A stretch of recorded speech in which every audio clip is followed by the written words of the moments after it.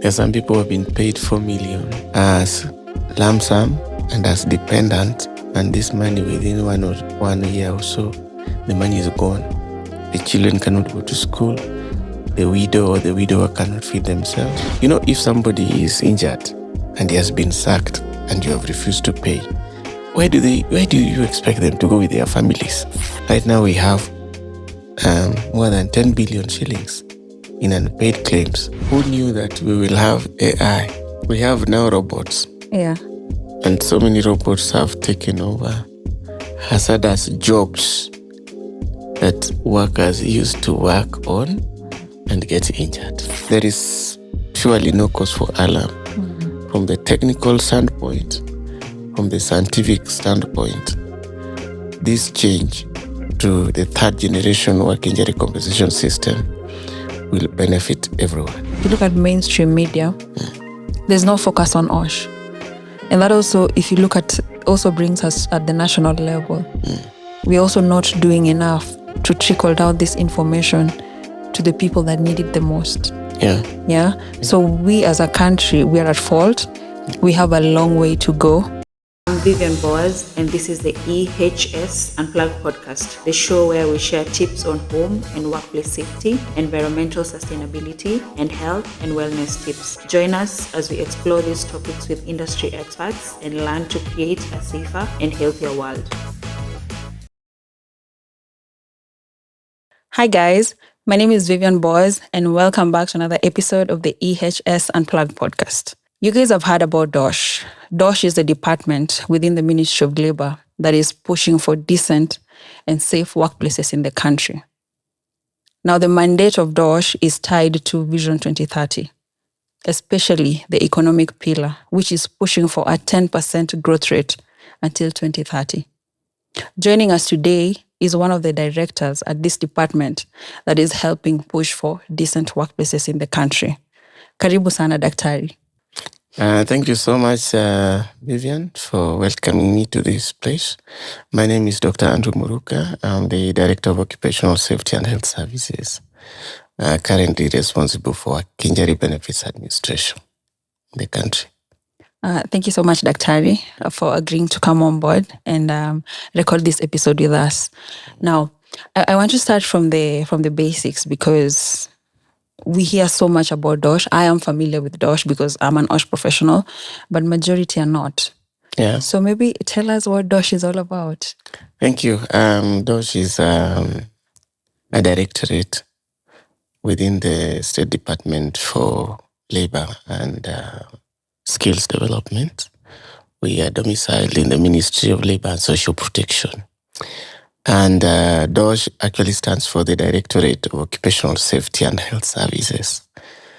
Our mandate, Vivian, is derived from Executive Order number 2 of 2023. And it has 3 areas that it addresses. The first one is workplace inspections. So we inspect workplaces to ensure compliance with occupational safety and health laws. Number 2 mandate, or the second mandate, is workers' health and safety. Our role is to ensure that workers are safe and working safe and healthy, and also working in safe work environments. Our role number 3 is to ensure and implement the workers' compensation policy. So those are the 3 areas where we operate. And under those 3 areas, we have different functions. Number 1 obvious function is that we visit workplaces to ensure that they comply with the Occupational Safety and Health Act and also the Work Injury Benefits Act. Now, under the Occupational Safety and Health Act, we have several subsidiary legislation.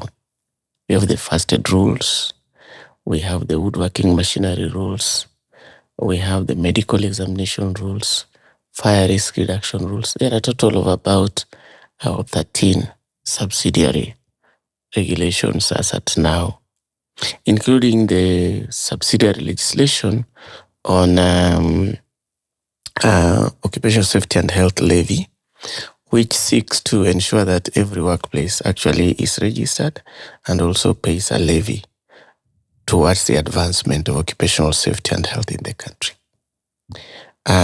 So those rules are the ones that will ensure that occupiers, employers, and employees comply with at all given times. So we inspect those workplaces. We also conduct pre-employment, routine, and post-employment medical examinations to ensure that workers are fit to work. In cases where there is adverse health impact as a result of occupational exposures, we also conduct occupational hygiene measurements just to ensure that these workplace pollutants are within the occupational exposure limits.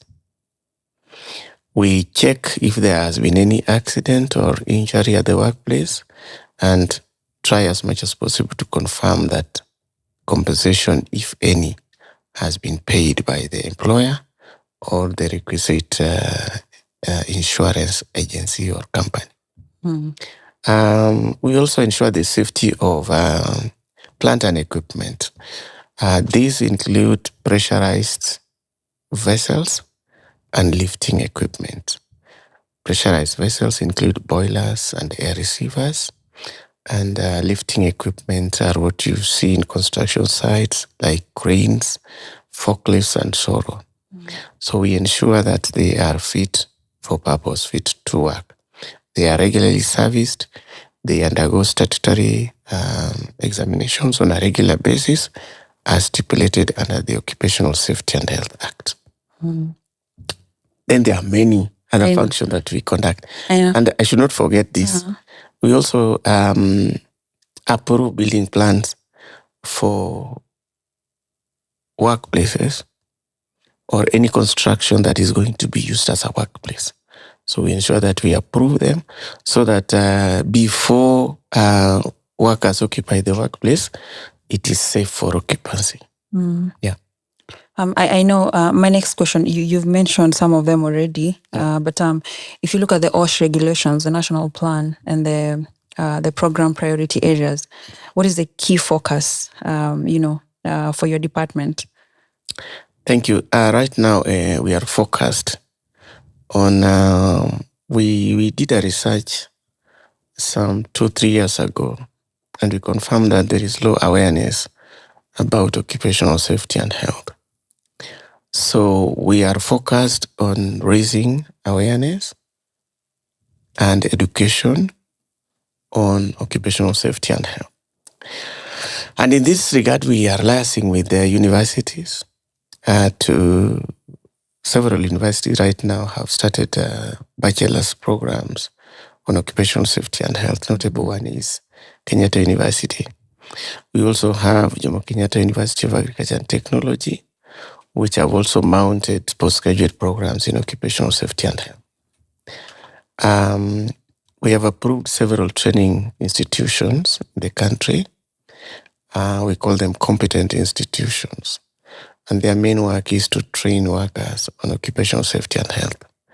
At the top of that is the Directorate of Occupational Safety and Health Services as one of the key agencies and key trainers in all aspects of occupational safety and health, including fire safety and first aid, and even chemical safety. In fact, all round.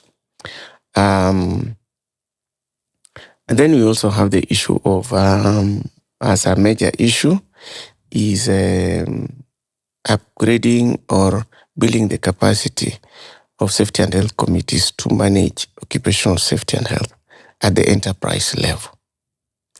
And on top of that, we have regular engagements with employer organizations like the Federation of Kenya Employers. We have close association and even capacity building arrangements with COTU, the Central Organization of Trade Unions Kenya, and other stakeholders in the field or in the sphere of occupational safety and health. Yeah. That's impressive because I know, I'm asking that question because I know OSH professionals in the country, we tend to we normally don't align, our activities with your plans. Yeah. Which I think if we are supposed to work together, then we need to understand what your priority areas are and be able to align even within the corporates. Yeah. Yeah. Okay. So thank you so much for that. Now let's come back to WIBA. Again, yes. I really want you to introduce WIBA. The same thing you did with Dosh, because when you mention WIBA, someone is like, iyo WIBA ni nini? So what is WIBA? Let's start from there. Now, let's start from where we started with prevention activities. Mm-hmm. So when prevention activities fail, injuries may occur. And these injuries might affect workers. The Work Injury Benefits Act requires that any person who is injured in the course of or the injury arises as a result of work must be compensated in accordance with WIBA. Mm. So WIBA actually is the Work Injury Benefits Act of 2007. Mm. Every employer in this country is required to take an insurance policy for work injury benefits, so that in case your employee gets injured in the course of employment, the insurance agency can pay out the compensation amount. Mm. So it depends on the contingency that you have. So if you are not able to take insurance, you're also required to take surety, so that you are not exposed to a contingency that you are unable to pay for. Right now, if somebody is earning around 15,000 shillings a month, and that person dies at work, the employer is required to pay within 90 days about 1.5 million. So if you don't take insurance, where are you going to get this 1.5 million from? Mm. And that is why WIBA is in place, to ensure that people or employers of any person, including even domestic workers, any person, security guards, watchmen, and all that, so long as you have an employee, you are required to take WIBA policy for them. And that WIBA policy will ensure that you also comply with the Work Injury Benefits Act. Yeah. Yeah, thank you so much for that. But as the one in charge of WIBA implementation in the country, what is your overarching vision? Well, thank you for that question. I think many people ask me about that quite often. I always tell them that we are done with the second generation employer liability-based compensation system. We are done. It is a bridge that we have passed. It has a lot of problems because it places an injured employee directly at war with the employer. That you I worked for you, I got injured, you as employer, you caused the injury. So what happens in such circumstances? Number one is the employers deny. We didn't cause it. This is purely contributory negligence by the employee. So the first instinct by many employers is to reject to take up the responsibility. Yeah. Some of them run away. Some of them change their names. Some of them they have not insured the workers. So what they do is just to sack the employee. And the employee goes home without any compensation whatsoever. So this is the employer-based liability system, distraught with a lot of risks of being unable to pay compensation. So workers are really suffering. If they don't pay on time, if they don't pay at all, they delay the payment. They tell the worker, you go to this insurance company, go for this medical examination. They undertake or conduct illegal activities with the worker until the worker is exhausted. And in many cases, some workers have given up.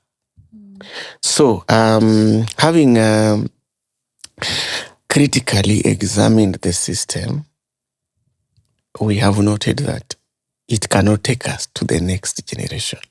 So we must think about a new system, which we are calling the social insurance for work injury compensation.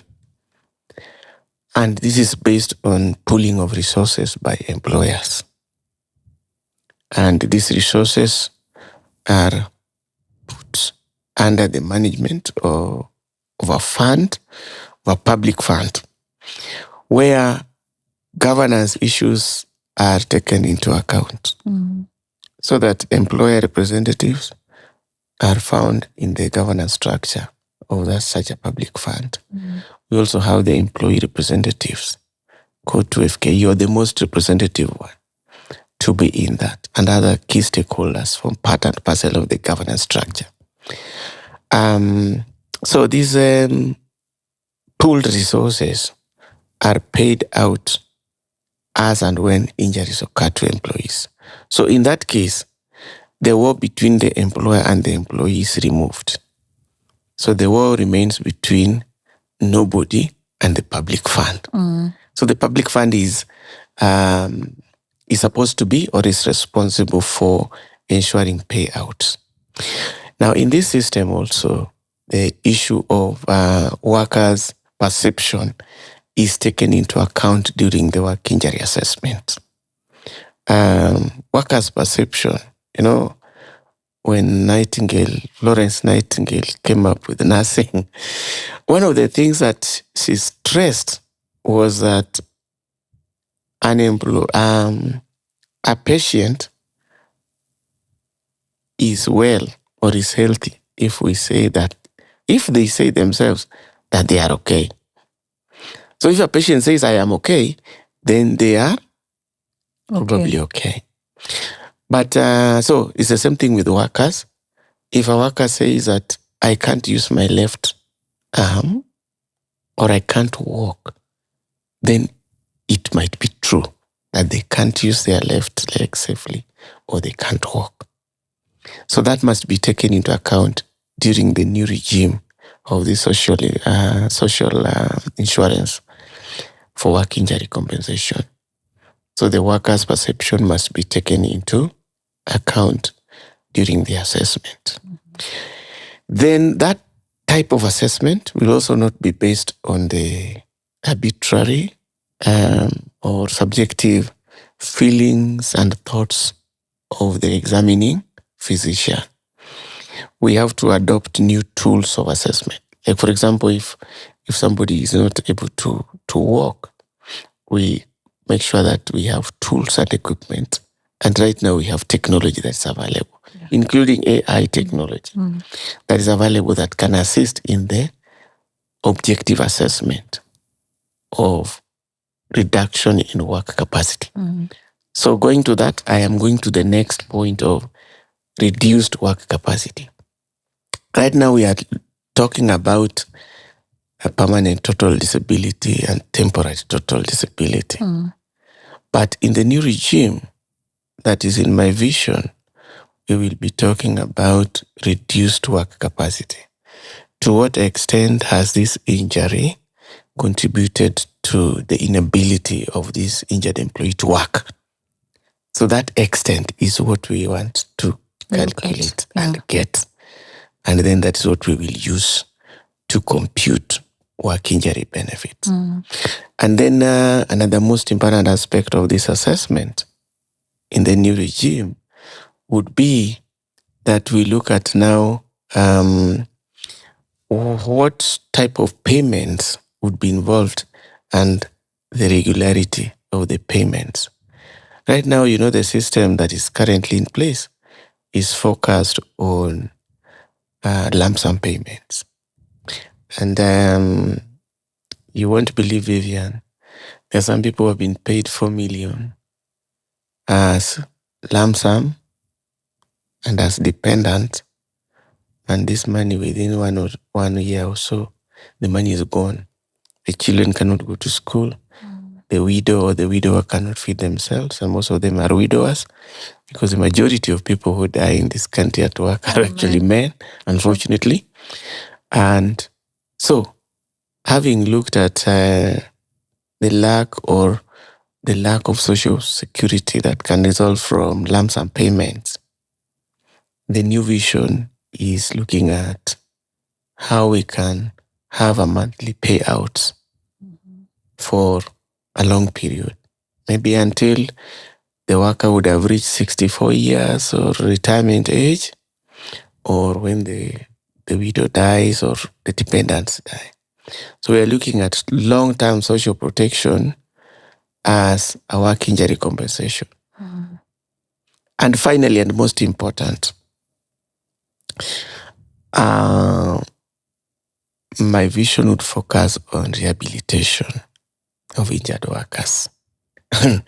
Right now, what has happened in many instances is that when you get injured, you have a 30% permanent total disability. First of all, the employer would really they don't want to see you in the workplace. So they want you to, and even you, after looking for that, maybe compensation 1 or 2 years, you get fed up and you just want to go home. So there are so many people resigning home, going back to the villages, and becoming a burden to a new village society. We don't want this kind of thing to happen. I'm looking at a situation whereby workers would undergo thorough, exclusive, and very professional rehabilitation. So that if you lost an arm, we should be able to fit you an arm, and then you go back to work. You may not go to the exact work that you were in before, but it will be very important for us if you continued working. And that rehabilitation will be tied to vocational training. So if you are unable to, for example, resume your duties as a driver, maybe you can resume your duties as a signaler. And that's why you remember now we have so many TVET institutions in the country. And this is one of the areas that we want rehabilitation for return to work to focus on. So this rehabilitation will be basically focused on ensuring that you're able to return to work. And this is very critical. So these are the areas and the vision that I see maybe within the next 5 years should have been, achieved to some extent, so that we reduce the suffering of employees. And apart from the suffering of employees with respect to injuries, we also have workers who fake injuries, and they have really troubled some employers. And these matters go to court, they are arbitrated, and yet the employee knows that all these things are fake. So we also want to protect employers from arbitrary institutions of fake injuries by employees. Yeah. If you disagree a little bit with an employee, they also try to look for how to fix the employer. So we don't want work injury benefits to be the focus of this fixing. So that vision is what we call the third generation system for work injury compensation. It is now what is used in the entire Europe.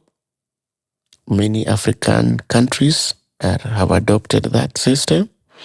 The US, many states have adopted that kind of system. And we find this kind of system adopted widely in some countries in Asia also.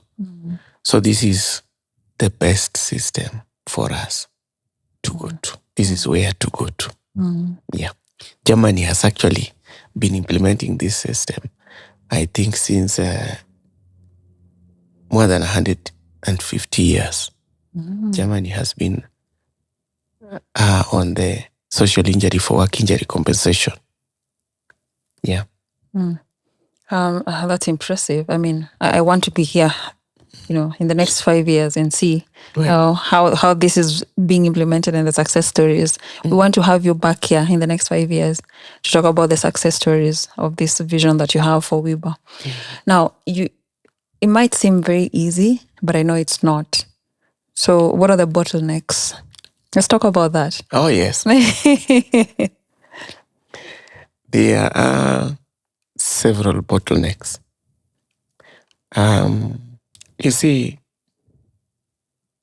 work injury insurance is not big business, but there are certain companies for which it is the business.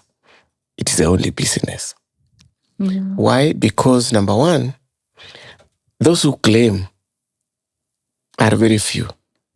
And work injury expires after 1 year. So, the insurance expires after 1 year. So you'll pay again. So it is a business. And all businesses attract interests.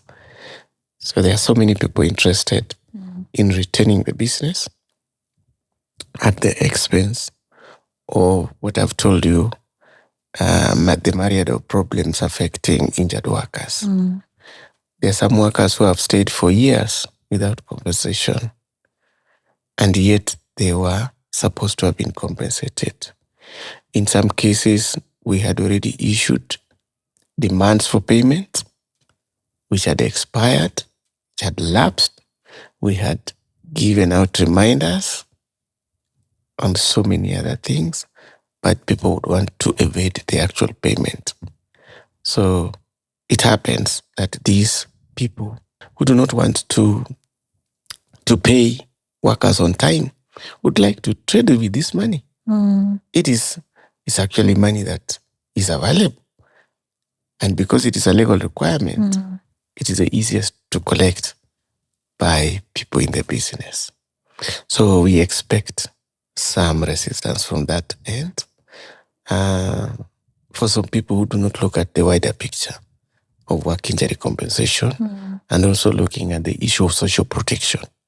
If somebody is injured and he has been sacked and you have refused to pay, where do you expect them to go with their families? I have right now about 2 cases confirmed where the spouses left them. Well, you go and look for your money. Me, I cannot stay where there is no money with my children. So the spouse takes the children and walk away. And it's very serious. It's very serious along that line in terms of failing and refusing or delaying payment. But they delay because, when you are delaying, you can use the money for other business. Yeah. You can buy stocks, you can buy shares, you can trade with the money. Yeah. So, but of course, I have talked to responsible members of the Association of Kenya Insurers and a number of companies who have seen the light have agreed that this is the best way to go. The best way to go is to pitch our tent where there'll be minimal delay for workers' compensation. It affects everyone at the end of the day. And it also affects economic development. Right now we have more than 10 billion shillings in unpaid claims. And this money needs to be released into the economy so that the country can develop. 10 billion is not little money. It's a lot of money. Yes. And this already computed. And this kind of money is the one that where we have not had any objections. So we expect it to be paid. Now you get what I'm talking about when I talk about business. So the other thing is employers are concerned about the governance structure for that public fund. They're very concerned. It's a valid concern. It is. It is. It is valid because it is employers who will pool these resources for the social insurance worker injury compensation. They are the ones to put the money together into a fund. And that is why, in order to allay those fears, in the governance structure, which is supposed to be the board of management of the Workers' Compensation Fund proposed, we have employers' representatives sitting on that board.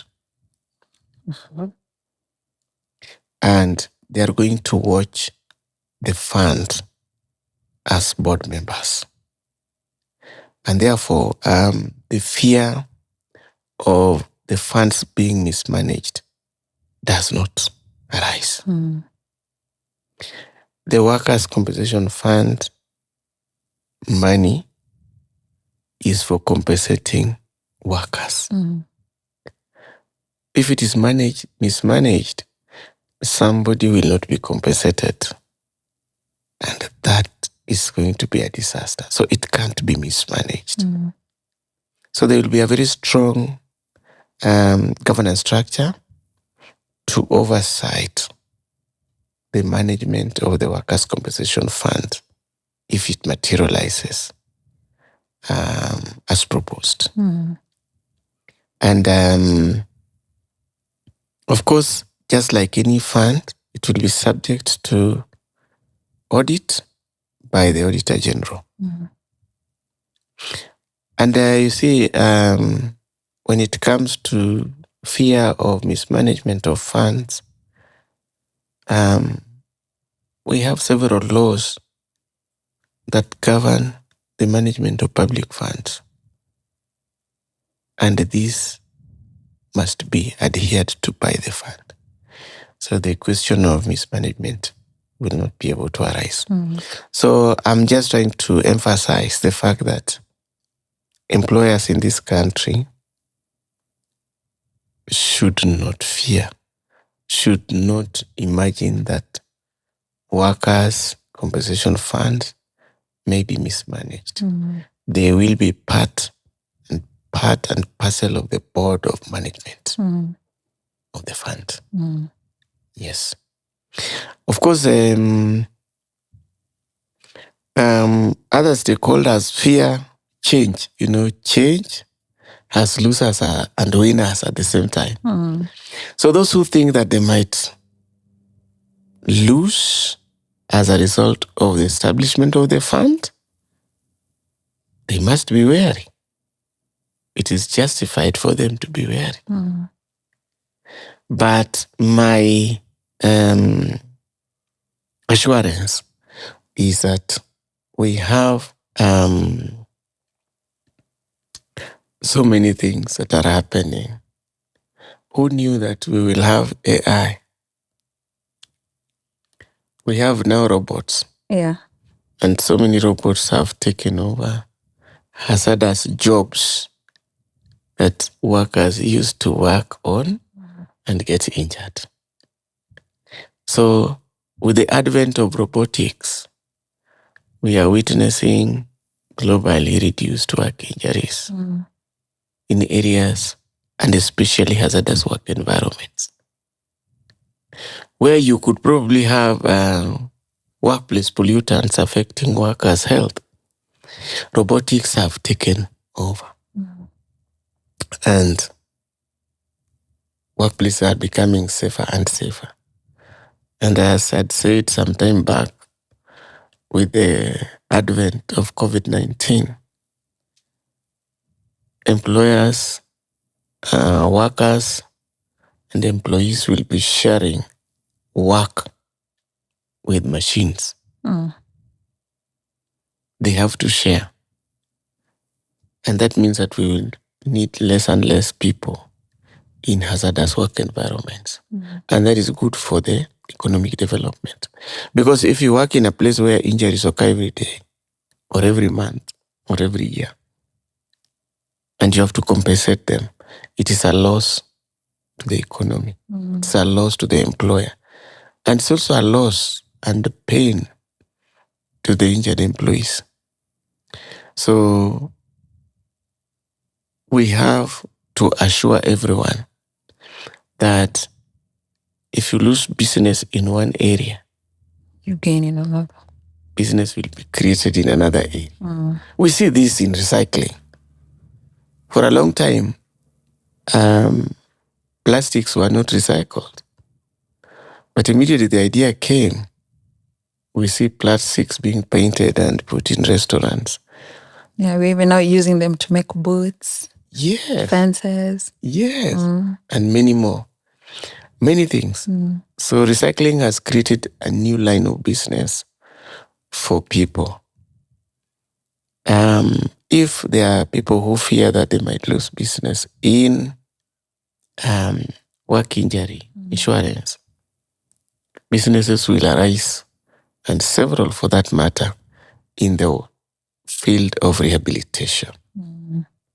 And people can prepare to put resources in the area of rehabilitation of workers.